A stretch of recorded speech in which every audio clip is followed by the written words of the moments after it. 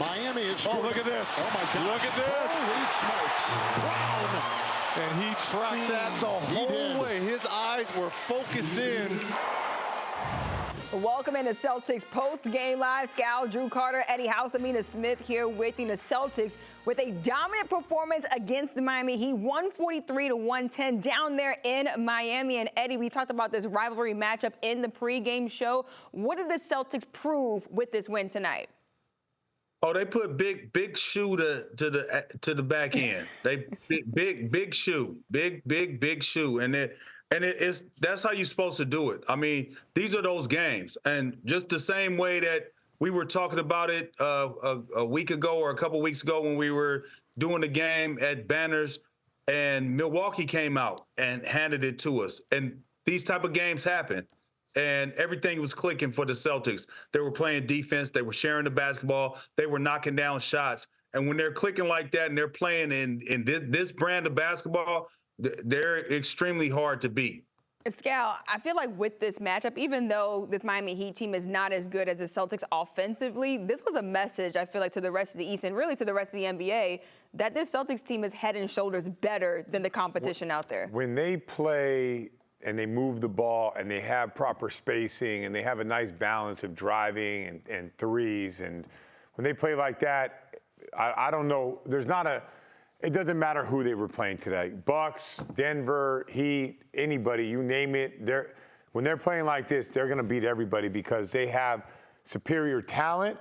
And when you have talent, space, and guys are knocking down shots like that, you're in for a long night. Jrue, what was your biggest takeaway watching this matchup?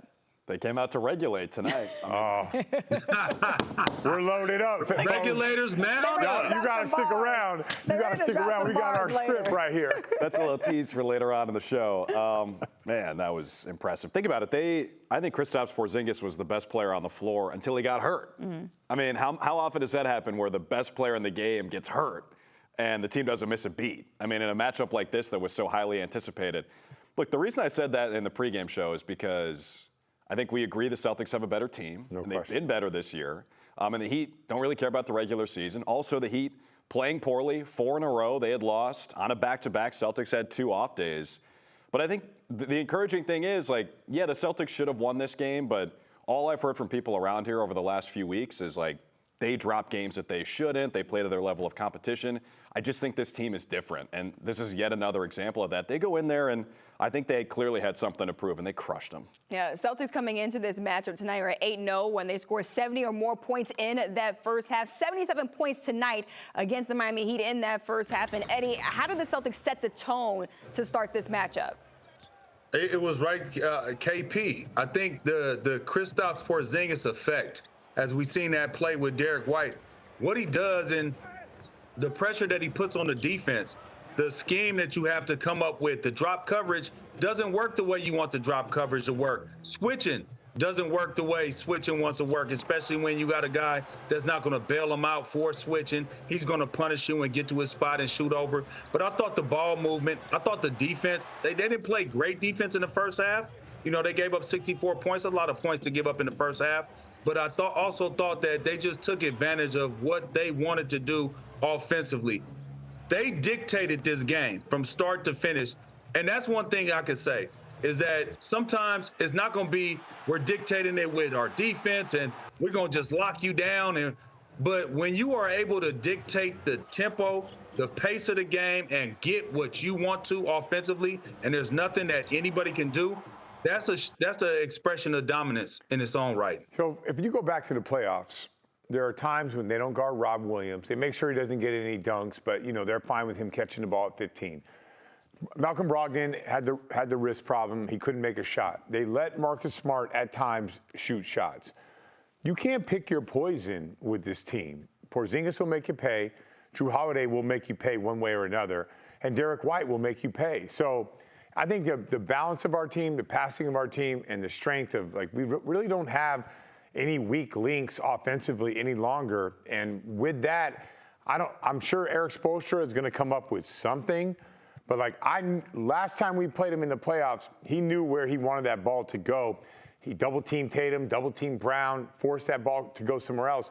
I don't know where you put your energy now with this team. They're just too deep.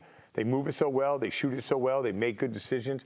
It's really tough for the NBA to kind of decide what are we going to give up with the Boston Celtics. And Jrue, how is that first half indicative of who this team really is, this Celtics team really is out there on the floor? I mean, 77 points in the first half is nuts. This was a Heat team that was top 10 in defensive rating coming into this game. Again, we knew they'd be up for this game. They've got a great coach and really good players, and the Celtics come out and match their season high for points in the first half. That was amazing, and really the difference to me, like we said at halftime, was Porzingis, and we'll see on him. And thankfully, it didn't seem like it was too major of an injury. But this, I mean, we say it over and over again. It feels different. I know I wasn't here last year, but based on what everyone tells me, it just feels a lot different because right now, like, they're lapping the field in terms of how well they're playing together and how well the pieces fit. What you just said, Scal, it sort of crystallized it for me. The strength of this team is that they don't have a weakness. They don't. With the starting five or the sixth guy, Al Horford, there's nobody that you can hide anyone on. No, and I mean, even like if you can't leave Sam Hauser, you can't leave Peyton Pritchard. Like they just got bodies. They got a lot of bodies. We talk a lot about Heat culture, but we also got some NBC Sports Boston culture there we go. right behind They us. did it. Hardworking, best conditioned, most professional. I don't know about that, but unselfish, toughest, meanest, nastiest broadcast in the NBA. There we go. We got our own culture, Eddie House. I'm rolling. We got our rolling. own culture, Eddie. We know you've been on both sides. You played for the Heat and also played for the Celtics, but now you're a part of this culture. Oh, well, I've been a part of this culture, Mina. Don't get it twisted. You understand me? I've been a part of this culture. No, but really, though, I do love that because that is us personify all of us. Y'all three working up there, everybody is behind the scenes, that whether they haven't holding the camera, working the camera, or they in our ear talking to us. Some of them talk a little bit too much, but it's cool. we still rolling with it. We still love you because it's all coming from a great part because they are the hardest working, toughest, meanest, nastiest broadcast team. So I love that culture, man. I'm cut from that culture. I love how seriously Eddie's taking this when we just wanted to take a shot at the Heat. Right, and their right. court. No, but Eddie's right. You're doing it. I gotta give love. No, I give love. I give love. If Pat Riley sees this clip, though, he might get a call from Eddie. Oh yeah, I know. Oh you no, still got relationships y'all don't even down know. there. They send me my jerseys. I got my Heat coach's jerseys, and it is actually inscribed on the side of the jersey all of the stuff that they say. And they gave me the jersey that I got drafted, number 5, and then my final one, my last year, 55. So I got love for Miami. I'm not gonna diss them like that at all. Yeah, he's got love for both sides. Meanwhile, Kristaps Porzingis, he was having himself a game in tonight's matchup, left the game in that third quarter after rolling his ankle. However, Scal, what was Kristaps Porzingis' impact on this matchup before he had to lead the matchup? He's a different level of a player. The fact that he can, every time he sets a pick and roll, it's a problem for the NBA. Mm-hmm. Like there's a few times where he set a pick and roll, they didn't leave him, and Derek White turned the corner, or Jaylen Brown turned the corner. And then there's other times where they're going and putting guys on Derek White, and he ends up, getting a wide open three. If you switch, then he takes you to the block. He is a matchup problem. Jrue called him a cheat code. Tonight, he was a cheat code. Break that down for us, Jrue. Just how was Kristaps Porzingis a cheat code against this pretty much smaller Miami Heat team? Well, that's the thing, Amina, is you can't go small against the Celtics because that guy will murder you. I mean, like we say, he's the difference from last season. You cannot switch against this team. I really think that the philosophy offensively, and we've heard Joe say this a couple times, is get 2-on-1s and attack the cross match. Sure. And Kristaps Porzingis is the best guy at doing that because he's bigger than everybody else on the floor. So you run that pick and roll, and whether he pops or whether he rolls, no one's going to be able to check him. And he plays 21 minutes tonight. He goes 6 for 9. He's 50% from the field in now 3 straight games. And we'll see the next time he plays. But it wasn't just the offense. I mean, and he doesn't just protect the rim, guys. Like he bothers shots on the perimeter. Yeah. Like we've been talking about the Cornet contest for a couple of years. KP's given you like a traditional contest on 3-point shots because he's 7'2" or 7'3" with these huge arms. He's just an extremely impactful player. And I'd like to see him be an all-star. I really think he deserves it. He hasn't maybe played enough. I mean, I know there are a lot of really good players in the East, but I think he deserves it. Because think about it. The coaches are voting on the reserves. And who gives you more problems if you're trying to game plan than KP? The question would be like, will Bam Adebayo make it or not? That's the question. Will Miami send somebody or not? Jimmy Butler is probably not going to get picked. They're going to send Bam. will they send Bam and KP? I don't know. It's in the NBA now, they like to make sure everyone, like Scotty Barnes, the guy no one's talking about, they want representation from Toronto. Do they take a guy from Toronto instead of having 3 guys from the Boston Celtics? But we'll find out in what these coaches are going to decide to do. Are you saying the voting's rigged? No, I'm saying coaches like to make sure, hey, man, we should throw, like, they value being a best player on a team. Yeah. It's a different, if you're driving that bus, it's different. Than, and Porzingis plenty of times, but I don't know. Back in the day when they used to value winning, and it will be, sometimes 4 guys from the same team. The Hawks had the whole starting 5. Yeah, I mean, Kyle Korver was put on by the commissioner. But nowadays, I think they kind of want to make sure they celebrate guys who are, the best player on their team if they're having success. I mentioned Kristaps Porzingis rolling his ankle. I know coming into this season, Eddie, we were talking about, how concerned we might be with Kristaps Porzingis' health down the line in the season. How concerned are you about this rolled ankle and what you saw in that third quarter?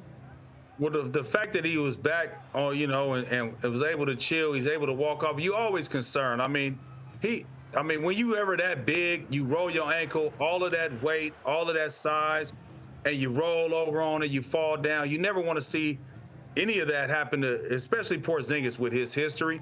But I think that he'll be all right. It didn't look that bad at the end of the day. When it looked like a typical rolled ankle, and he should be back. But, I've never been 7'4", so I don't know what it's like to roll a 7'4" foot ankle. You know what I mean?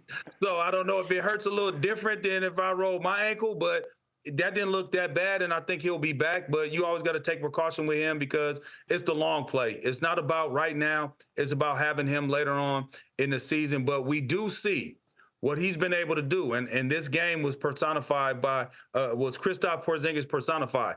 The matchups that the matchup problems that he causes, and not only that, Jrue, you hit on it. His defense, not only if it's blocking shots, but if it's making somebody think about making that layup, kicking it out. And just those things, or contesting, to me, those are the big things. So it's the long play with him. So hopefully he'll be all right. I think he will be. The Celtics got a 7-game stretch at home once they get back from Miami. And Porzingis does have to sit out for some time. Scal, what does the Celtics team look like without Kristaps? The only challenge would be when we have a back-to-back coming up.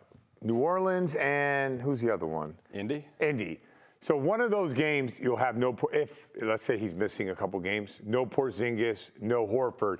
That's a challenge. That means Luke Cornett, Keita, and Brissett will have to step up, right? And so we'll see if they can do it. They get their opportunity. They're pros. Everyone in short amounts of time should be able to carry a win, carry 3 games, carry whatever you need to do, especially with the versatility that we have. You think those guys are ready to step up? Ready to step up? Ready to step Who's going to step up? Hey. I think they all step up. Hey, let me say this, Scal. Low key, keep it real. Keep it real.